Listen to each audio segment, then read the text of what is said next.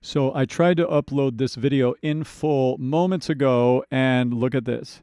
It got blocked. So I am putting it up over on Patreon right now in full, but what you're going to see right now is my reaction after having listened to it all the way through, and then I went back and did a stop-start breakdown of some of the interesting moments of the song. That's what you're about to hear right here.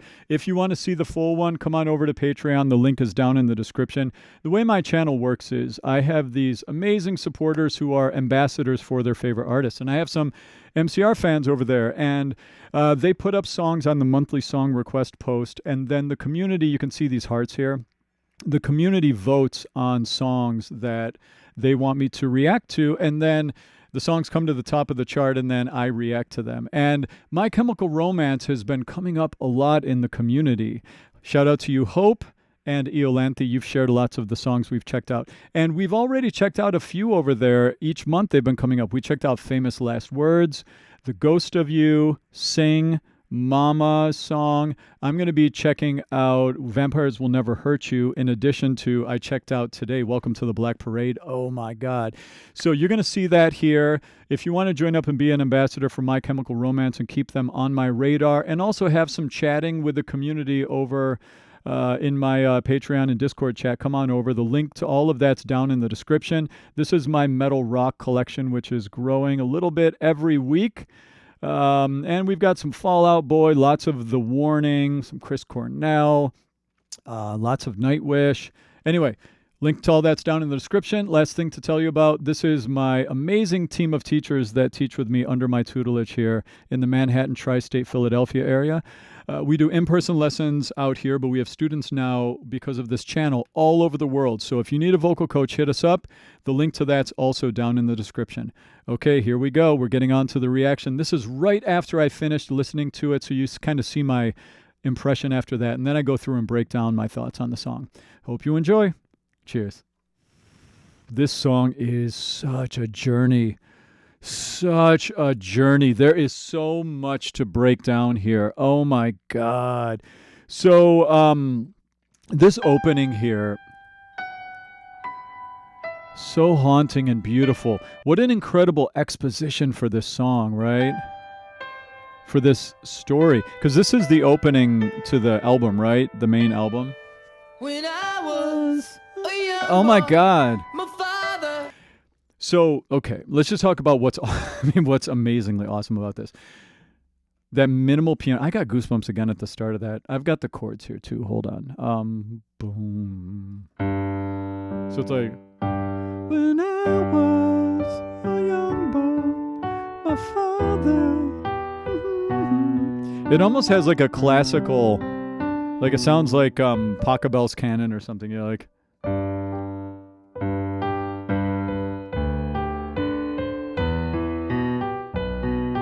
it's the same chord progression, isn't it?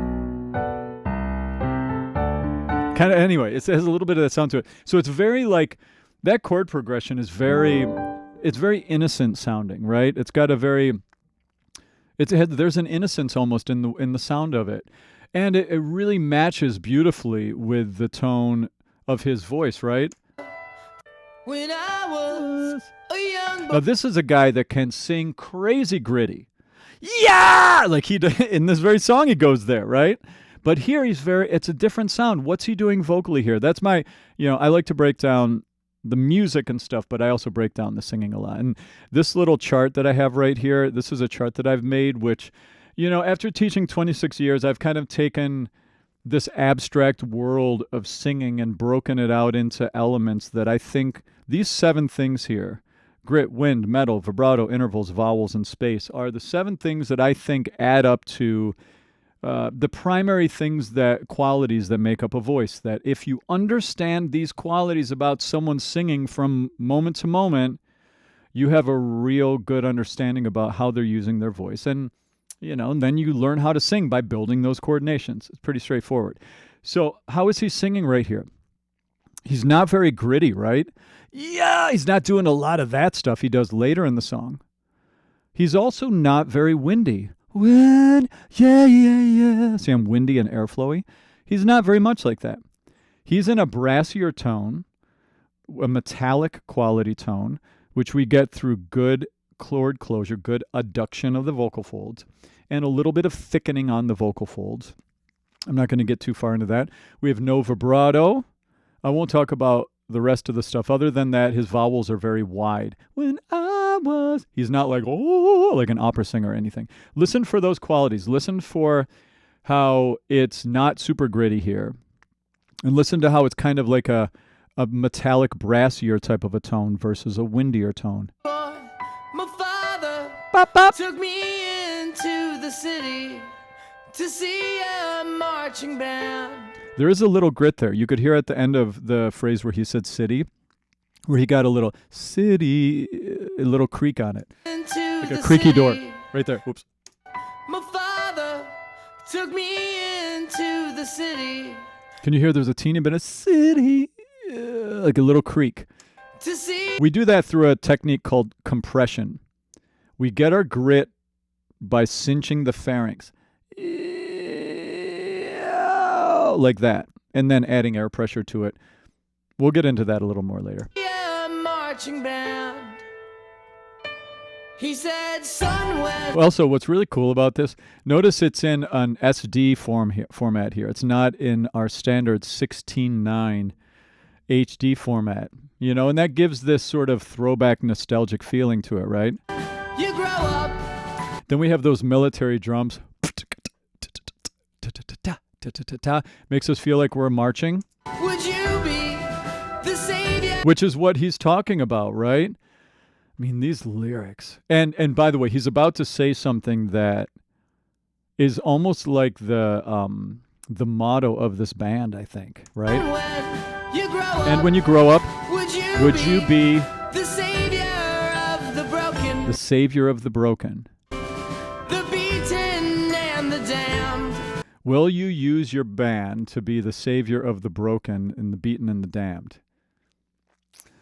Interesting that this very same, that lyric ties into a band that has been criticized for being too woke, apparently, right? Like, and I didn't know anything about this, but when I noticed again that the MCR was popping up so much in my Patreon community, I was like, what's going on? Like, are they having a resurgence? And it looks like they are, actually. Like, how are they, or do I just have some super hardcore fans that are just talking about them a lot, I didn't know. And it does look like there have been recently some videos of people talking about, some fans who are not liking their sort of political take on their music. Where do you land as a fan? I'm assuming if you're watching this video, then you're probably fine with it. You're not one of the fans who are criticizing it or pushing back. But I learned about that whole thing just today, that was going on. Very interesting. But watching something about that and then hearing a song where they literally say, your band is my dad kind of making an artistic symbolism to the band being about helping those in need, right? I want to hear that lyric again, actually. When you grow up, would you be the savior of the broken, the beaten and the damned? Yeah. He said, will you defeat them, your demons and all the non-believers? Will you defeat them, the demons? There's a personification of maybe the darkness inside of us or something, the demons inside of us all. Yeah, this is so good. The plans that they have made. Because One day you hear, oh, he's so expressive. That's been one of the biggest things from these reactions I've been doing. Like, I still feel like I'm getting to know them. Like they weren't a band that many of my students were bringing to me to, to react to or to help them learn how to do covers of and stuff. But I'm really enjoying getting to know them. I'll leave you. His singing is so dynamic. There's so much contrast in his tone, from singing in a sweet, more innocent tone without as much grit to singing in a tone where he activates more grit, to having airflow and huskiness in his tone, to having brassy, like bop, bop, trumpetiness in his tone. I mean, he is all over the map vocally in the best way. A phantom to lead you in the summer, to join the black parade. So now right there, to join. That's when he activated more of his false chord grit. Again, through the technique called compression. You don't hurt your voice when you do that, right? Because the vocal folds are not making that sound. It's the mucosal membranes vibrating post-vocal fold in the singing chain. Isn't that wild?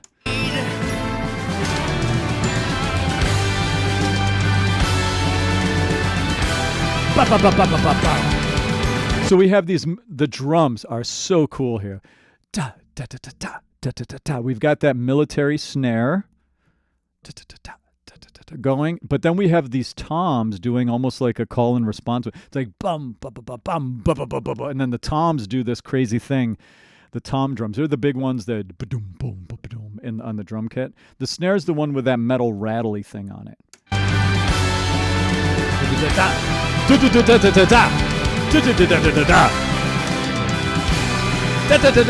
You hear that little, I like that little musical play between the military drum sound and the toms. It's cool. It's such an anthem feel here, right?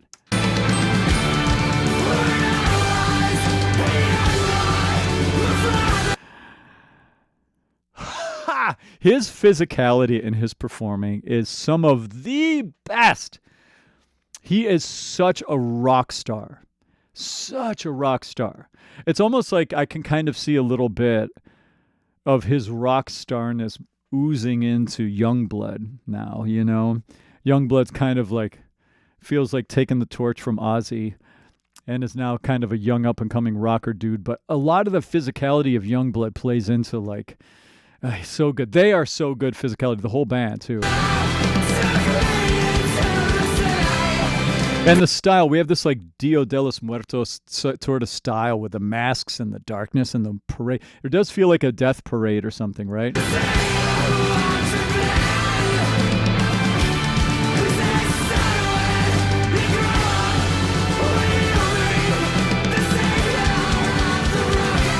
Oh, I'm full goosebumpy again. Now, new song coming. New song, completely. That's like its own... Yeah! I'm really in like quite a goosebumpy state. That's fun.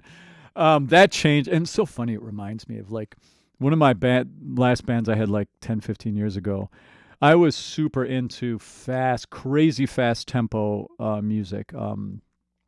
Like this, like, I mean, almost every song in my band was like 180, 190 beats per minute.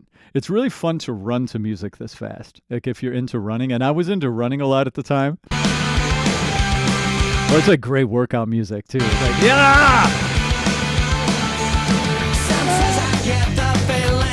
So now we have musically, so now, like I said, we're over 190 beats per minute. And then we go into halftime later, so it's like if you're like, 1, 2, 3, 4, 1, 2, 3, 4, and how do we know that it changed? Because, you know, sometimes it can be hard to tell what's happening with, you know, with the meter changes and stuff. Typically, if you listen for the snare, 1, 2, the snare will usually, although a million exceptions, will usually be on beats 2 and 4. So listen to where the snare hits. 1, 2, 4, 2. 1, 2, 3, 4. So you can hear that snare is on 2 and 4. 1, 2, 4, and 2, right? So we're really clearly, that's the tempo, that's the beat. But then later on, I probably won't jump to that spot, but it was... 3,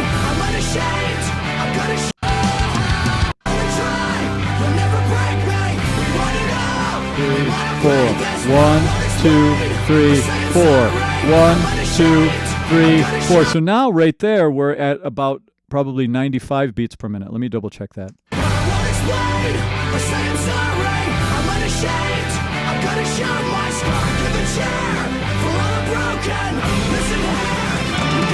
We're at like 88-ish beats per minute. So maybe it wasn't quite 190 over here. But it did have, right, the tempo. And this is ballpark stuff. And more so I'm bringing this up just so that you can understand musically Why is this hitting so hard, right? Well, it has to do with a lot of things. It has to do with the emotion of the chords, his beautiful melody writing, these powerful lyrics, the crazy sort of narrative style to the song. It really has a long exposition to it. It's a 5-minute song. And it really feels like all of this up to the end of this part is all like an intro, like a big 1.5-minute intro. And then the song starts like, this feels like the meat of the song. You know what I mean? Such an artistic thing to do, right? It's such incredible artistry. So we've got this, we're accenting, we're doing like 8th note subdivisions in a muted palm downstrum on the guitar.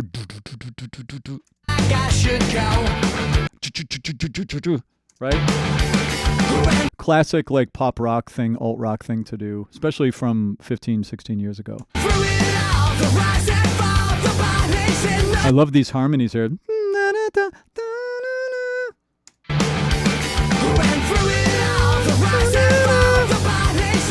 Can you hear that?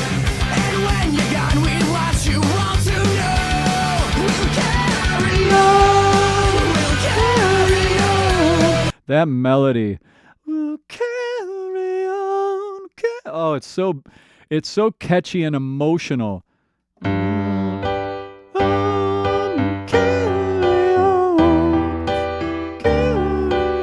I don't know where it's something like this. Oh.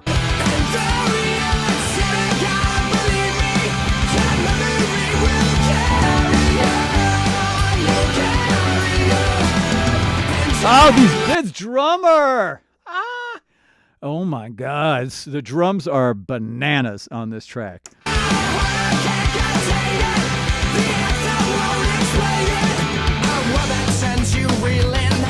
And so another thing that makes this so good, this verse, so he's ba-da-ba-ba-ba-ba. So his melody is syncopated right here. 1, 2, 3, 4, ba-ba. Ba, ba, ba, ba. Notice how many accents I did in the melody right there when my hand was open.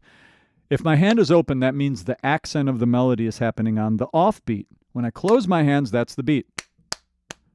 Ba, ba, ba, ba, ba, ba. So that melody is syncopated. And that's what that means. When an accent is on the offbeat, that's called syncopation. Listen.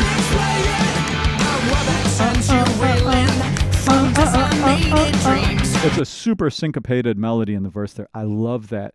You'll find, like, I've noticed that catchiness of melodies is a lot of times related to syncopatedness. We love syncopating a melody in the right way makes it so catchy. There's something about it. You know, you think melody, usually what makes a melody catchy is the beautiful the shape of the contour of the notes, the intervals.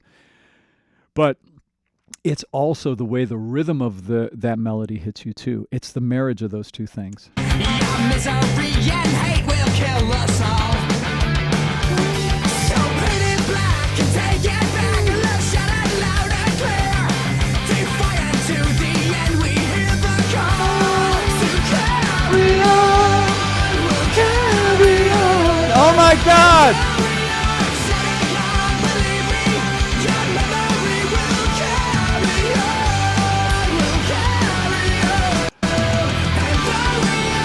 Wow, what a beautiful thing.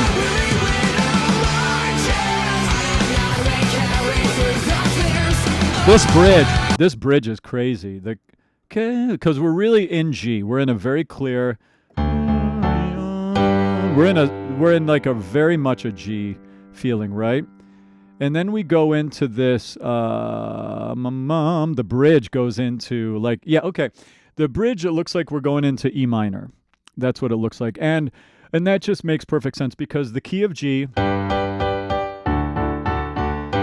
is very related to the key of E minor. Every major key has a relative minor twin. Happy major key has a dark minor twin.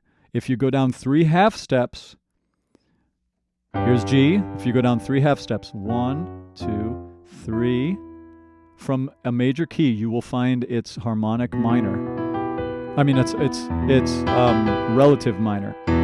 It's relative minor key. So they just moved very nicely, it looks like, into the key of E minor in the bridge here. Let's listen to that a little bit, and then I'll check out some of the music.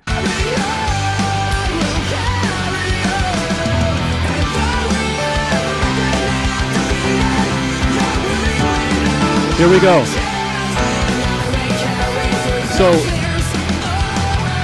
So what that chord does right there, what that B7 does right there, it makes it tonicizes, is the fancy word. It tonicizes the key of E minor. So basically, and I was talking about this in a reaction recently, I don't remember where it was, but the idea, I just won't go too deep into it, but the idea of tonality, tonal Western harmony, it's this idea of home. You make a chord that feels like it could be home. Carry on. Feels like the song could end on that chord, right? But what if I took and I made it feel like in the song, like home was a different note, like the song could end here? How would I do that? Well, you have to move home, kind of like a snail switching shells or something, you know? I have to make it, see, this chord makes G feel like home. The D makes G feel like home. The B7 makes E minor feel like home. So it's almost like we're heading toward what's called a modulation here. You didn't know you were getting a little music education when you clicked on this, did you? So yeah, so this is like that B7 makes us feel like home is moving away from G and moving to E minor. Isn't that cool? Isn't that fun fact stuff there about music? B, E minor, B, C. Now we're going to go back. So now we're back to G. So that little walk down we did right there, that was so good. So yeah, so we had so we had that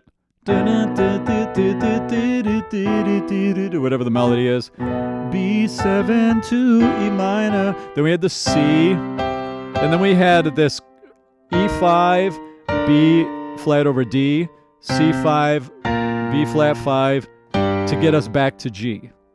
Isn't that cool? Great composition, great writing.